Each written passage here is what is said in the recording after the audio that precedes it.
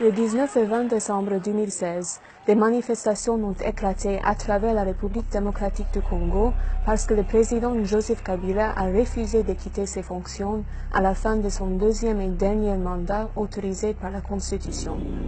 Les forces de sécurité ont répondu de manière violente, tuant au moins 62 personnes et en arrêtant des centaines d'autres.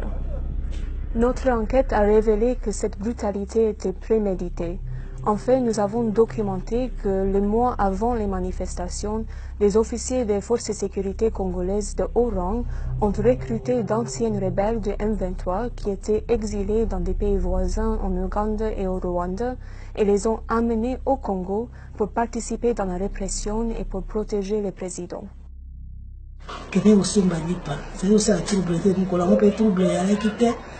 Côté la biso na ebite so côté monsieur trouble ya kasi côté la biso en tout cas trouble ya la kité ça c'est ça qui est dans mon awa et copie ma koto. Il n'y a pas si longtemps, le M23 était l'ennemi numéro 1 de la RD Congo. Les combattants du M23 ont commis des violations massives des droits humains à l'est de la RD Congo en 2012 et en 2013, et ils ont occupé des territoires importants. Beaucoup de leaders du M23 sont toujours recherchés par des mandats congolais pour crimes de guerre et crimes contre l'humanité. Mais maintenant, les forces de sécurité congolaises se sont tournées vers leurs anciens ennemis, bien connus pour les exactions, et les ont utilisés pour participer dans la répression et pour protéger le président. Lakini tumeona delegation ya wakongomani wawili wakitoka Kinshasa kufika katika eneo yetu kwenye tulikuwa nakaa hapo Rwamwanja. Waliweza kufika hapo bakareunir baofisier wote presque wote wa M23. Wakati tulifika pale wakatuvarisha mateni militaire. Wakati walimaliza kutupokea walitupatia instruction ya kazi, wakasema mwenye atasubutu kuleta kichwa ngumu juu ya hiyo mambo ya Kabila atoke, ni kuua na kufunga, kuna kitu kingine. Yule ambaye alikuwa akileta kelele tulikuwa tunaua hata kufunga.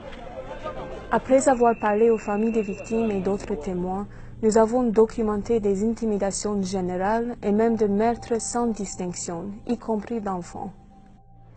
Maman, oto zalaka ba voisin alobi mwana oyanga azwi masasi. Oyaye. Oyangai na bimi awa Natali mwana makwenya mabele. Alobi mama simbangai, mama simbangai, mama simbangai, mama simbangai, mama bikisa ngai no kabisa. Nafasi kwenye tulikuwa tunakuta kikundi ya watu 5 au zaidi ya wale, tulikuwa tukiwakamata na kuwatia mkasho.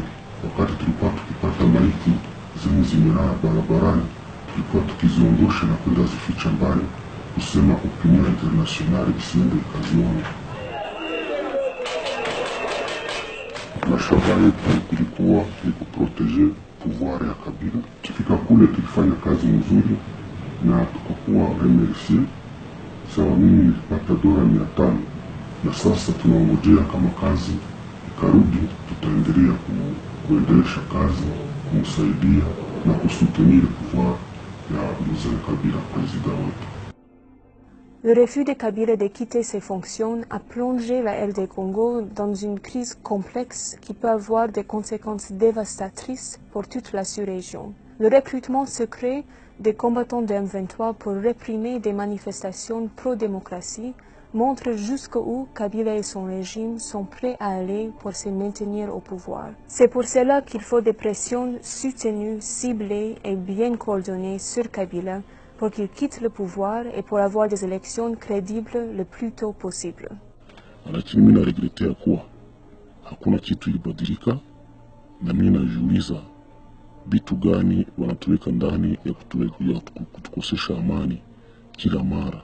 Niko najiuliza hii mambo ni mambo gani, itafikia wapi? Kwa nini wanaacha watu wanasumbuka? Ni nini?